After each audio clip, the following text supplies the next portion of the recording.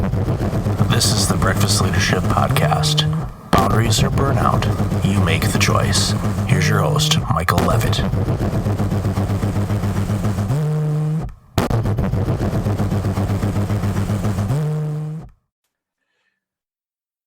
Welcome back. I've got Jean Ginzburg online. Jean, how are you? I'm doing great. Thanks so much for having me here. I'm super excited to chat with you today. Likewise. So you're a best-selling author. You've been featured in Entrepreneur, Forbes, HuffPost, and you focus on digital marketing amongst other things. So we can go in a lot of different directions on this, but I think one of the ways I want to start with is, here we are at the time of this recording is 2020, and there's always new things going on in the world, especially when it comes to digital marketing. But what are some things that you're seeing that are on the horizon that you think are going to be, if not game changers, things to really help organizations strengthen their digital marketing platform? And I guess the follow-up question will be, what are some things that have been around a while that are probably tried and true and will always be around? So I'll hand it over to you and let you run with those.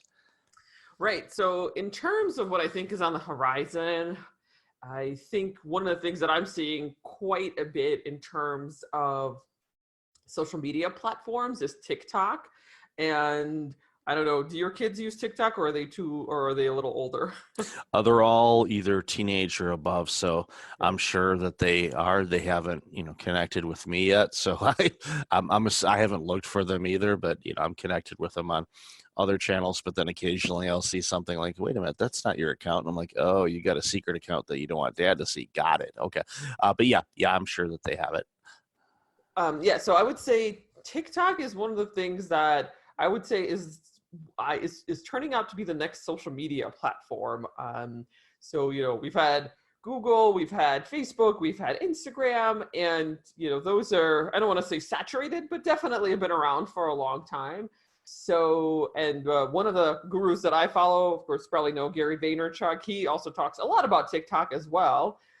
So I would definitely think that that's definitely the one on the horizon in terms of engaging with audiences, especially ones that are younger, because then they're going to age up in TikTok. And so eventually they'll get jobs and make money. So it's always good to think about, what that's going to look like in the next 5 years or so, or the next several years. So I would say that's probably the most future, in the sense, like the most new thing that's, I think, is in the horizon, that's like pretty upcoming, like in the next, I don't know, let's say 6 months to a year, over the next, like, I'd say under 2 years. If we're talking about long term, what can help businesses and what I think is on the horizon kind of longer term, so that's 5 to 10 years, I think from what I'm seeing is that things are moving more into the AI space when it comes to digital marketing. I know it's very new now, but I've already started seeing AI copywriting. And I don't know if you're seen that or you're familiar with that. I've seen a couple things that I haven't dived in it too much, but the one thing I've noticed about AI is the sky's the limit on it. And I've seen it work really well on a variety of different things, not just, calling in to, check your credit card balance or something like that, which you can obviously do online too. But occasionally if you're not in front of a computer, you're like, okay, I've been on this vacation for a few days. How much more vacationing can I do? And you see a check on those things, but and it's all AI driven. But yeah, I've seen it, like I said, the sky's the limit with it. But no, tell me about the copywriting front, because that really, I see all kinds of potential with that, not only from a copywriting standpoint, but also an academic setting where there's plagiarism has always been a huge challenge, where AI could flush some of that out. And I'm sure the students of tomorrow aren't going to be overly happy to hear that, but I could see schools and professors utilizing AI to say, okay, has this report that you have written, has it been published somewhere else before, or is this something of your original work, your own writing style and all of that? So no, I'd love to hear your thoughts on that. Yeah, so there's actually a website called copypro.ai, which for anybody who's interested in going there. I don't have any relation to that. I'm not like an affiliate or anything for them. It's just somebody that I was talking to mentioned it to me. So if anybody wants to check it out, but basically it's a way to have AI create copy for you without you having to do it. And it's already happening now. I actually was reading an article, I don't know, about a year ago, where sports sections of newspapers are mostly written by AI now because they're very templated when it comes to sports, right? Like it's not, there's not too many things that you need to think about too much when it comes to writing, about a game or, let's say an NFL game or a basketball game or anything like that. So all of those, not all of them, but some of them are already being written by AI now. So it's already happening. Definitely, I'm going to test that out on some things that I generate. Of course, I enjoy writing, but I think for additional content, there's definitely some options, especially if it's something where I'm like, okay, I've written about this before, but is there something that could, be a little bit different? Like take a slightly different angle on a particular subject that could really do it. So no, thank you for that reference. I think that would be something that I think a lot of us would be benefited by, especially in the entrepreneur space, as we're content creators and we're putting stuff out there. I think any additional tools that we can use to help streamline some things definitely goes a long way.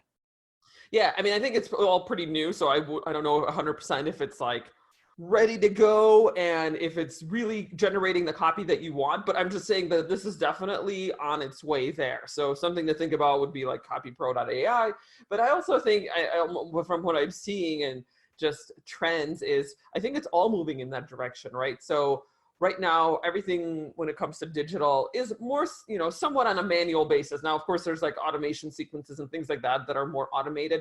But for example, setting up like Facebook campaigns, optimizing Facebook campaigns, these are all manual processes now.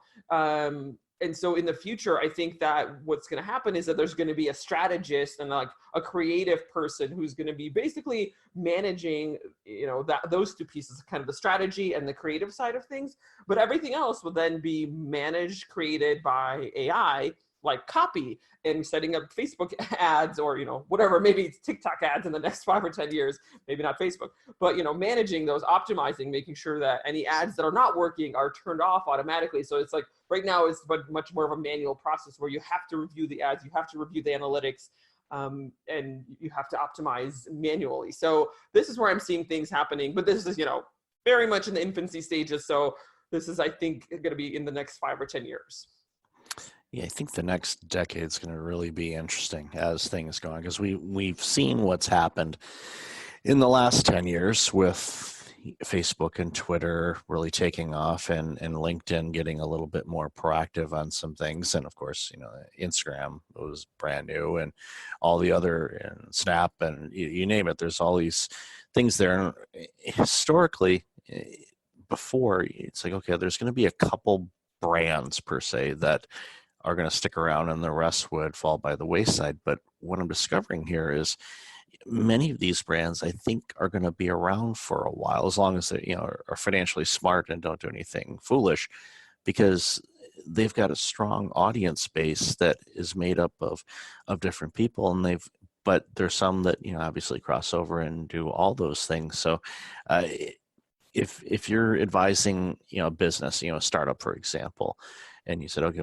they ask, okay, what social media platform should I be on? I guess that's going to depend on what they're doing and how they want to market their business. Yep, absolutely. So that's what I think is going to be happening over the next 5 to 10 years in the roaring 20s. Yes, the roaring 20s. I'm sure that we will definitely be seeing, the 20s type clothing and attire and all the other fun stuff, which is good. Hopefully we don't have another Great Depression like we did the last end of the 20s. Hopefully we've learned our lesson from that little extravaganza, because I've read stories and had family members that had to endure that, and definitely wasn't a fun time for people.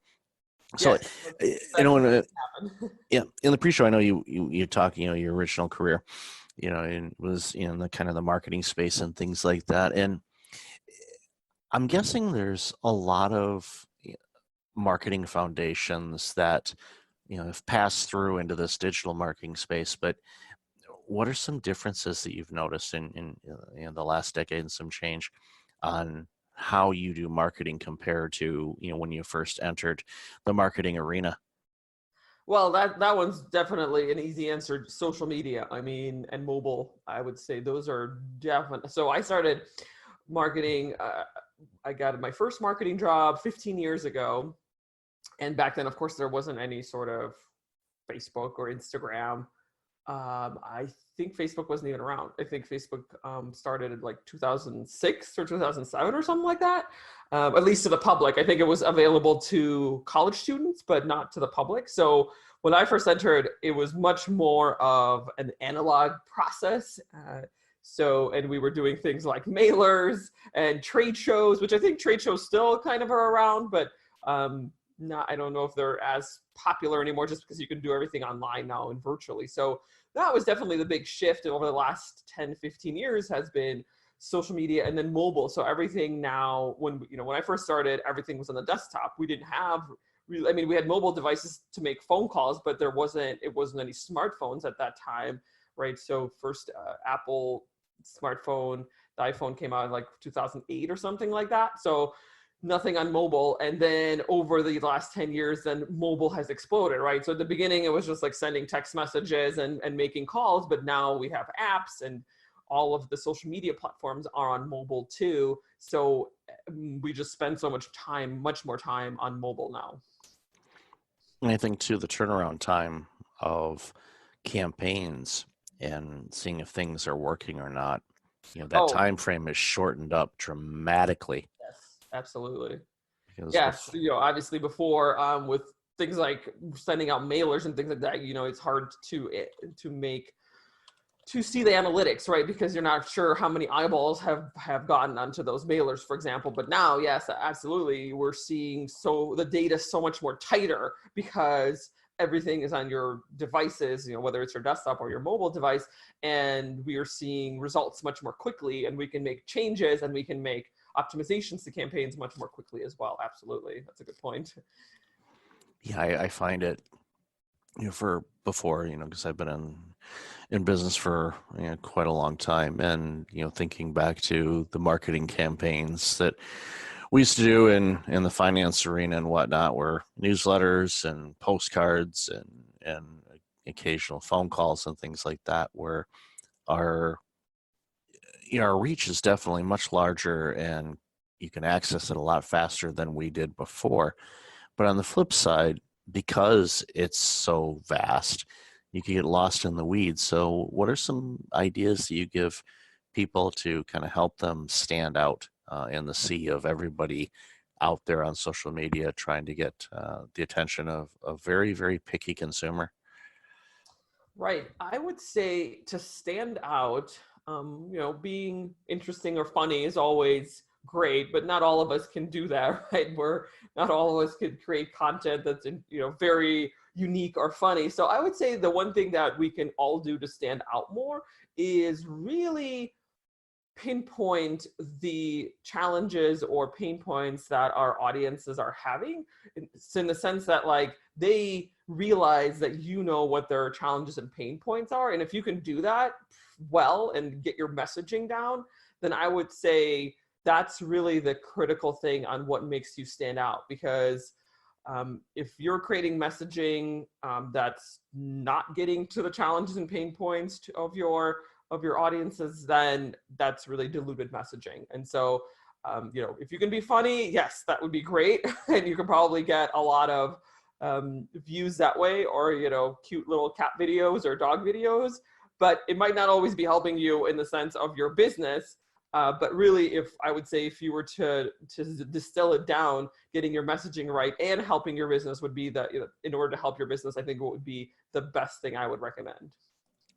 Yeah, I've seen social media accounts that are really, really good at entertaining.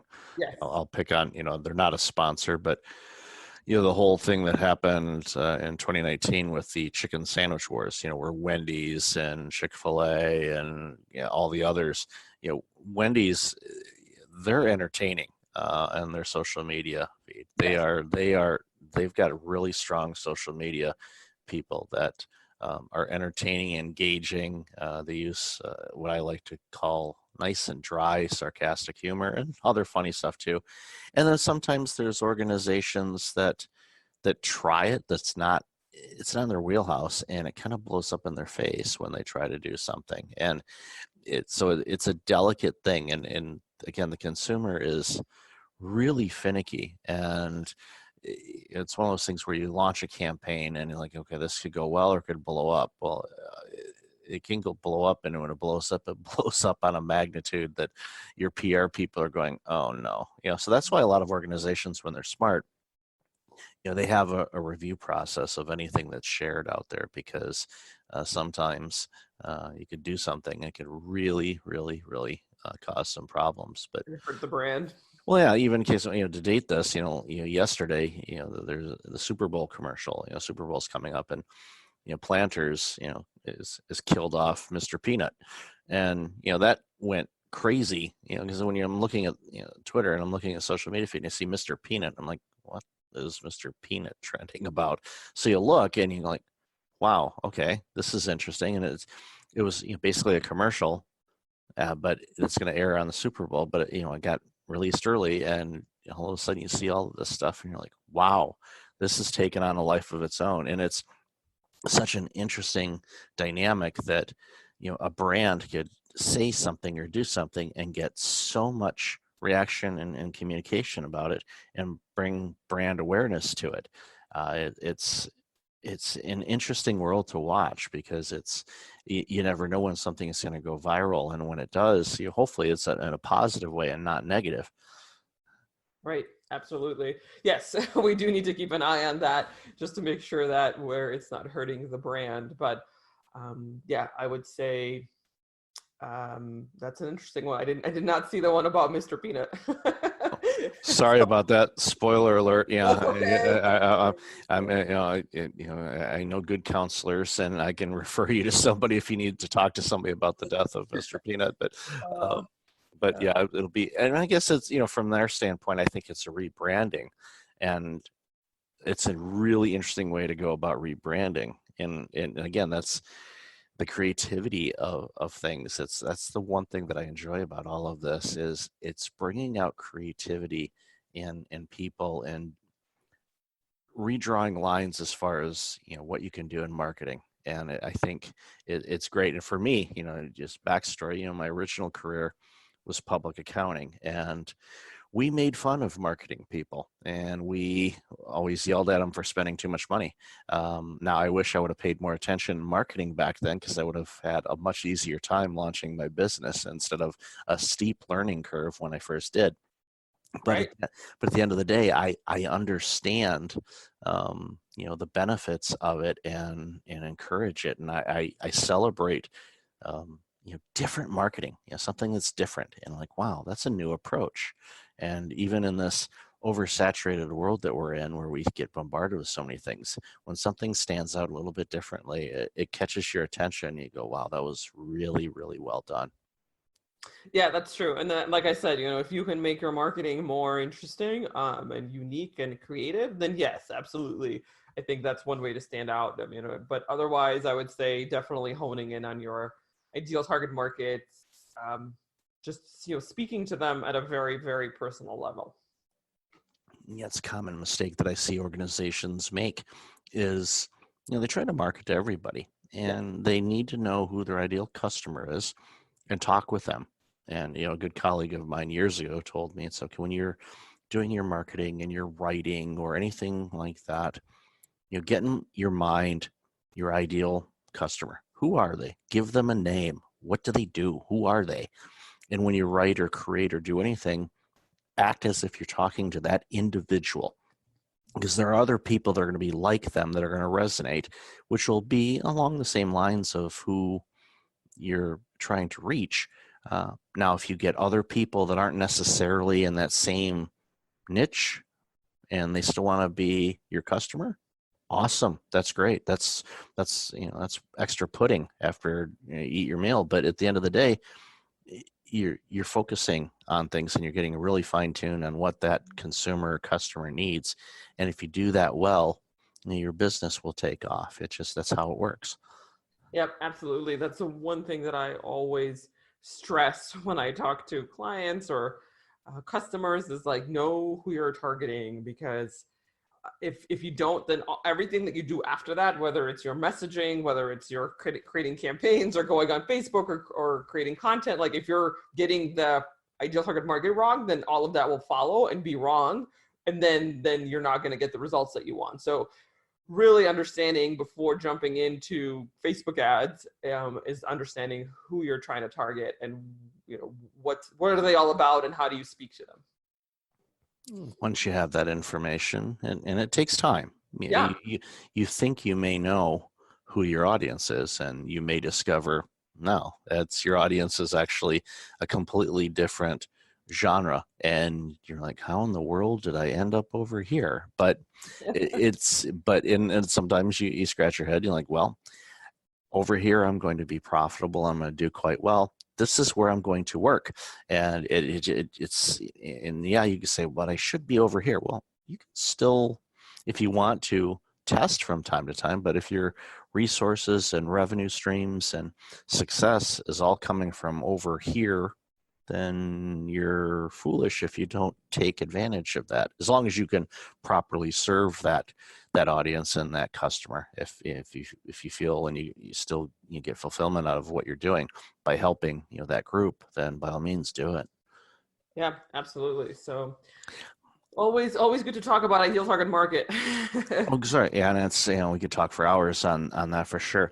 But I guess to wrap up, what's one piece of advice that you always give people that you're working with that you see time and time again that they stumble on? And I'm guessing the audience is, and figuring out who their market actually is one. But do you see anything else that you commonly encounter when they're misstepping on their digital marketing or their marketing campaigns? I mean, the questions I always get is just, how do you make social and digital work for you? Which is kind of a broad question, I know, but like, I mean, in terms of misstepping, it just depends on what the strengths are. A lot of times, people misstep when it comes to technology and analytics and tracking. Making sure, for example, their Facebook pixel is set up correctly. I get that question asked like a ton of times. So it just depends. If you're good with technology and putting all of those pieces together on the technological side, then that's great. And then that's usually not a misstep. But I see that quite often, that it is usually a misstep in the sense that ideally all of your platforms need to be talking either to each other or to some sort of centralized system, so you can have centralized analytics for your campaigns. And it's gotten much better in the sense that now you can integrate, for example, your Facebook campaigns with Shopify and your MailChimp campaigns with Shopify. So that way things are talking to each other and systems are talking to each other, and you can see a much bigger picture versus just like, okay, this is my MailChimp campaign and this is my Facebook campaign, but I'm not sure how they relate to each other and what the big picture is. So I would say one of the big missteps is technology and integration. Yeah, and we're still as crazy as it sounds, I think we're still in the early days on that, but eventually they'll be more integrated. And when they do, you can get some of those statistics and you can start honing in on figuring out, okay, where is my best audience? Where am I getting the most traction? And those are the areas to figure out, okay, why? Like, for example, on my show for quite a while, I was having a ton of listeners in Kathmandu. I still don't know why. Because I listen to my show and the guests that I have, and I'm like, why is Nepal showing up as one of the biggest listening audiences for my show? And I was scratching my head because I'm not interviewing anybody necessarily from there, but the stats were alarming. It was definitely much higher than I would expect. The UK and the United States and Canada, of course, were up there. But yeah, that one jumped out for some reason. The only thing I could think of was either someone was listening to my show through a VPN that happened to be through there, or there's people that are based or live there that are heavy podcast listeners, and it was able to resonate that way. But it was one of those things, you look at the reports and you go, huh? Wait a minute. You'd kind of do like, when dogs tilt their head a little bit and like get all confused, like, what are you saying? It was the same thing. And I know sometimes when you look at some analytics when it comes to marketing, there is going to be some, scratching of heads and head tilts going, why is that there? That doesn't make any sense. But the key thing is hopefully most of your information makes sense and you can capitalize on it and grow your business. Because I think that's all we want to accomplish for all of us, is we want our businesses to grow and thrive and be impactful. Right. Absolutely. I totally agree with that. It's interesting you get so many downloads and listeners from Kathmandu. Yeah, exactly. I mean, I know the Bob Seger song about it, but that was about it. So I was a little confused on that. But to all my listeners in Kathmandu, thank you. I love you, and continue supporting the show. So where can people find out more about you, Jean, and the awesome work that you're doing? Yeah, absolutely. So you can go to my website, jeanginzburg.com, and find pretty much everything there. I have a couple of podcasts that I recently launched and videos and, well, pretty much everything that you want to learn about me. And then also you can find me on social media, of course. I think all my handles are Jean Ginzburg. So you can go to Instagram and Facebook and LinkedIn and Twitter, and those are all going to be at Jean Ginzburg. Awesome. And I'll have all that information in the show notes. So Jean, I've enjoyed our conversation today. Continue doing some work that you do, and appreciate your time today. Thank you so much. Hey, it's Michael again. Thank you for listening to the podcast. I really appreciate it. If you're like many people, you're dealing with some significant stress and possibly approaching burnout. I know how you feel. In 2009, my burnout led to a year of worst-case scenarios. I do not want that to happen to you. If you go to breakfastleadership.com, you can register for a free webinar on burnout prevention, as well as get a free checklist to have successful mornings. Start off each day the right way. Again, that's at breakfastleadership.com. Also, since you are a loyal podcast listener, I'm asking you to like, rate, and review my podcast on iTunes. I look at all the reviews and appreciate your comments, and it helps other potential listeners discover the content I have on the show. I appreciate you, and thanks again for listening.